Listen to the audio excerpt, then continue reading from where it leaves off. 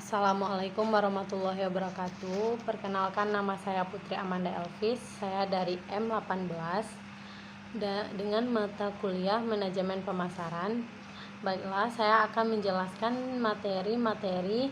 mengulang kembali materi yang telah kita pelajari pada pertemuan-pertemuan berikutnya. Yang pertama, saya akan menjelaskan pada bab 1 mengenai marketing manajemen. Marketing atau pemasaran adalah suatu proses sosial di mana individu dan kelompok mendapatkan apa yang mereka butuhkan dan apa yang mereka inginkan dengan menciptakan, menawarkan, serta bebas mempertukarkan produk dan jasa yang bernilai dengan pihak lain. Manajemen pemasaran. Manajemen pemasaran adalah suatu sistem total dari kegiatan bisnis yang dirancang untuk merencanakan, menentukan harga, mempromosikan, dan mendistribusikan barang-barang yang dapat memuaskan keinginan baik kepada para konsumen saat ini maupun kepada konsumen potensial. Konsep manajemen pemasaran. Konsep manajemen pemasaran yang pertama yaitu konsep produksi. Konsep produksi menyatakan bahwa konsumen akan menyukai produk-produk yang tersedia dan selaras dengan kemampuan, dan manajemen sebaiknya memusatkan perhatian pada meningkatkan efisiensi produk dan distribusi. Yang kedua, konsep produk. Konsep produk berupa mengatakan bahwa suatu organisasi sebaiknya mencurahkan tenaganya untuk melakukan perbaikan produk secara berkesinambungan. Yang ketiga, konsep penjualan. Konsep penjualan mengatakan bahwa konsumen tidak akan membeli cukup produk perusahaan kecuali jika perusahaan tersebut melakukan upaya promosi yang sangat bagus. Yang keempat, konsep pemasaran. Konsep pemasaran ini mengatakan bahwa pencapaian tujuan organisasi tergantung pada penetapan kebutuhan dan keinginan dari pasar sasaran. Berikutnya merupakan marketing room. Marketing room terdapat 4, yaitu produk, harga, promosi, dan distribusi. Berikutnya proses manajemen pemasaran. Proses manajemen pemasaran yang pertama adalah menganalisis pemasaran, yang kedua meneliti dan memilih pasar sasaran, yang ketiga merancang strategi pemasaran, yang keempat merencanakan program pemasaran, dan yang kelima mengorganisir, melaksanakan dan mengawasi usaha pemasaran. Segmentasi.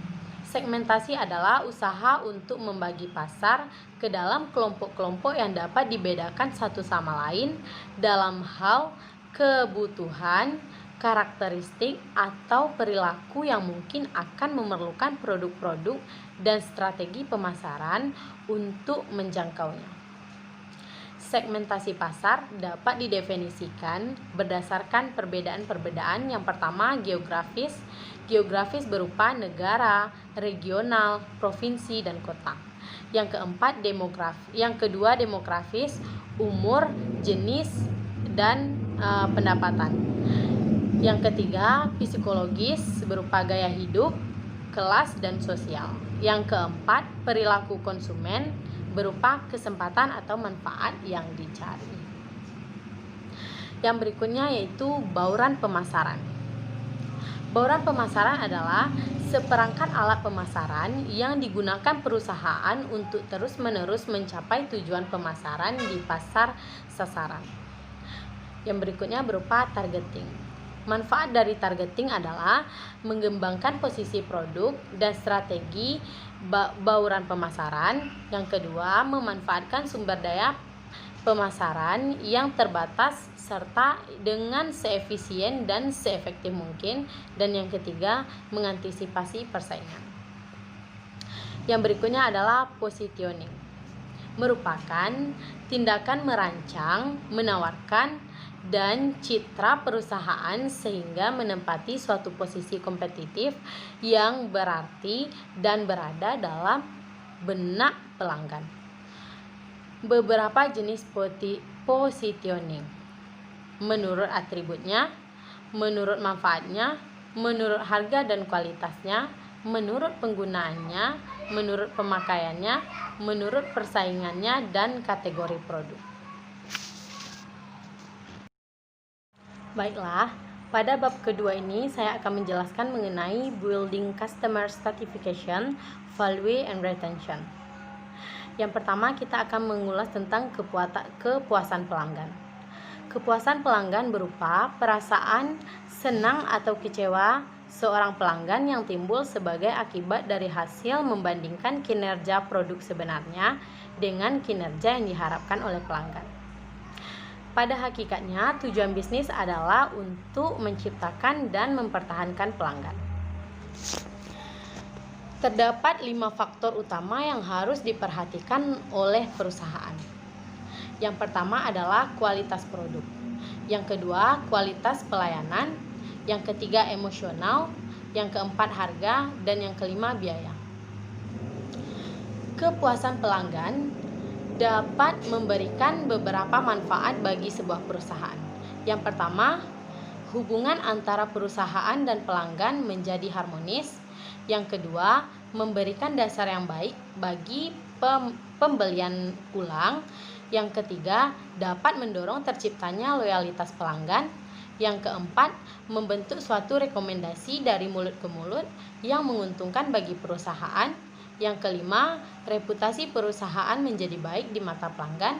Dan yang keenam, laba yang diperoleh dapat meningkat. Beberapa macam metode dalam mengukur kepuasan pelanggan. Yang pertama, sistem keluhan dan saran. Yang kedua, ghost shopping atau memperkerjakan beberapa orang untuk berperan sebagai pembeli potensial. Yang kedua, lost customer analysis atau menghubungi para pelanggan yang telah berhenti membeli agar dapat memahami hal ini dapat terjadi. Yang ketiga, survei kepuasan pelanggan atau meneliti mengenai kepuasan pelanggan. Kunci sukses dalam mengukur kepuasan pelanggan. Kunci yang pertama adalah frekuensi, formal, isi, desain isi, melibatkan setiap orang, mengukur kepuasan orang, mengkombinasikan berbagai ukuran, hubungan dengan kompensasi, mengukur ukuran secara sinkron, dan bentuk pengukuran lainnya.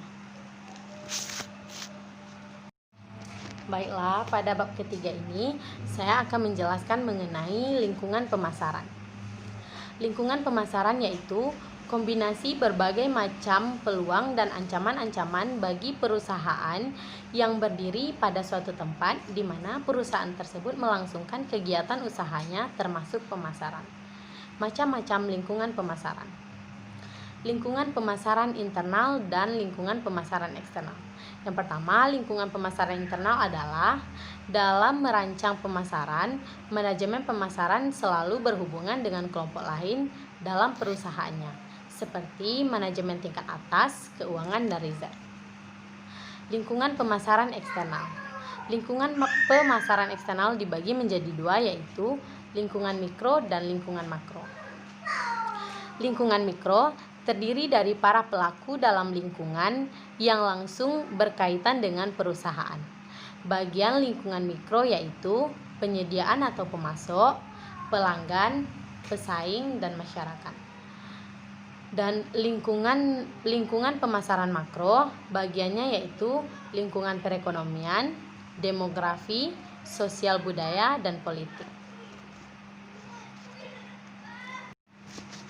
Baiklah, pada bab keempat ini saya akan menjelaskan mengenai mengumpulkan informasi dan mengukur permintaan pasar. Pentingnya suatu informasi bagi sebuah perusahaan. Perusahaan membutuhkan informasi dikarenakan yang pertama lingkungan pemasaran, yang kedua persaingan, yang ketiga kebutuhan konsumen. Kita akan menjelaskan mengenai apa itu marketing informasi sistem. Marketing informasi sistem terdiri dari orang-orang peralatan, dan prosedur-prosedur untuk mengumpulkan, menganalisis, mengevaluasi informasi yang tepat dan akurat serta dibutuhkan kepada para pembuat keputusan pemasaran. Marketing informasi sistem membantu manajer untuk menilai kebutuhan informasi, menghasilkan informasi yang dibutuhkan, dan mendistribusikan informasi. Apa itu sistem intelijen pemasaran? Sistem intelijen pemasaran adalah serangkaian prosedur dan sumber daya yang digunakan para manajer untuk memperoleh informasi sehari-hari mengenai perkembangan yang berkaitan dengan lingkungan pemasaran. Proses riset pemasaran. Proses riset pemasaran ada 6. Yang pertama yaitu merumuskan masalah. Yang kedua, menentukan desain riset. Yang ketiga, merancang metode pengumpulan data. Yang keempat, mengambil sampel dan mengumpulkan data. Yang kelima, melakukan analisis dan interpretasi data. Dan yang keenam, menyusun laporan riset. Analisis kebutuhan dan tren pada lingkungan makro. Tren atau kecenderungan. Tren atau kecenderungan adalah arah atau urutan kegiatan yang memiliki kemampuan untuk terus berkembang dan kecenderungan untuk berlangsung tanpa sebuah ketersendatan. Fad atau mode bersifat tidak bisa diprediksi, berlangsung singkat, dan tidak penting secara sosial, ekonomi, dan politis.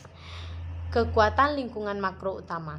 Kekuatan ekonomi Asia, kekuatan blok-blok perdagangan, penyebaran gaya hidup global, dan pertumbuhan merek global. Yang berikutnya yaitu lingkungan demografi. Lingkungan demografi yaitu pertumbuhan penduduk di dunia, bauran usia populasi, pasar etnis, kelompok pendidikan, dan pergeseran populasi secara geografis. Baiklah, pada bab kelima ini saya akan menjelaskan mengenai memenangkan pasar perencanaan strategis yang berorientasi pasar. Perencanaan strategis yang berorientasi pasar adalah proses manajerial untuk mengembangkan dan menjaga agar tujuan keahlian dan sumber daya organisasi sesuai dengan peluang pasar yang terus berubah. Cara menghadapi persaingan pasar. Yang pertama yaitu menawarkan harga yang kompetitif. Yang kedua, jangan menjatuhkan pesaing. Yang ketiga, memberikan pelayanan yang baik untuk memenangkan persaingan bisnis. Yang keempat, perluasan target pasar. Dan yang kelima, melakukan promosi yang tepat. Perencanaan strategis untuk korporasi dan divisi. Perusahaan-perusahaan korporasi atau perusahaan yang mempunyai beberapa divisi diperlukan menetapkan perencanaan strategis yang handal. Ada 4 kegiatan perencanaan. Ini terdiri dari keempat kegiatan yaitu menetapkan misi perusahaan, menetapkan unit usaha strategis, mengalokasikan sumber daya untuk tiap-tiap SBU, dan merencanakan usaha baru. Pendekatan BCG. Perusahaan mengklarifikasikan semua SBU menurut matriks pertumbuhan pangsa pasar. SBU dibedakan, yang pertama bintang, yang kedua sapi perah, yang ketiga tanda tanya, dan yang keempat anjing. 4 strategi yang dapat dilakukan untuk menentukan tujuan. Strategi anggaran SBU. Yang pertama, kembangkan. Kembangkan tujuannya adalah meningkatkan pangsa pasar. Yang kedua, pertahankan. Pertahankan tujuannya yaitu mempertahankan pangsa pasar. Yang ketiga, panen. Tujuannya untuk meningkatkan pemasaran kas jangka pendek. Yang keempat, lepas. Tujuannya untuk menjual atau melikuidasi suatu usaha. Baiklah, pada bab ke-6 ini saya akan menjelaskan mengenai menganalisis pasar konsumen dan perilaku konsumen. Model perilaku konsumen. Yang pertama yaitu stimulasi pemasaran. Stimulasi pemasaran ada 4 yaitu produk, harga, tempat, dan promosi. Yang kedua berupa karakteristik pembeli. Karakteristik pembeli dapat kita lihat mengenai kultur, sosial, personel, dan psikologi. Yang berikutnya yaitu proses pembelian. Proses pembelian dipengaruhi mengenai pengenalan persoalan, pencarian informasi, evaluasi alternatif, keputusan pembelian, dan perilaku setelah pembelian. Kultur juga berpengaruh dan didominasikan dalam proses pembelian. Sosial itu, di samping itu, faktor sosial juga berpengaruh pada pembelian. Faktor sosial dibedakan menjadi 3, yaitu kelas sosial, kelompok sosial, dan keluarga. Personal dibedakan menjadi 3, yaitu gaya hidup, pekerjaan, usia, dan kepribadian yang berpengaruh kepada pembelian, yaitu psikologi, persepsi, pembelajaran, belief, and attitude.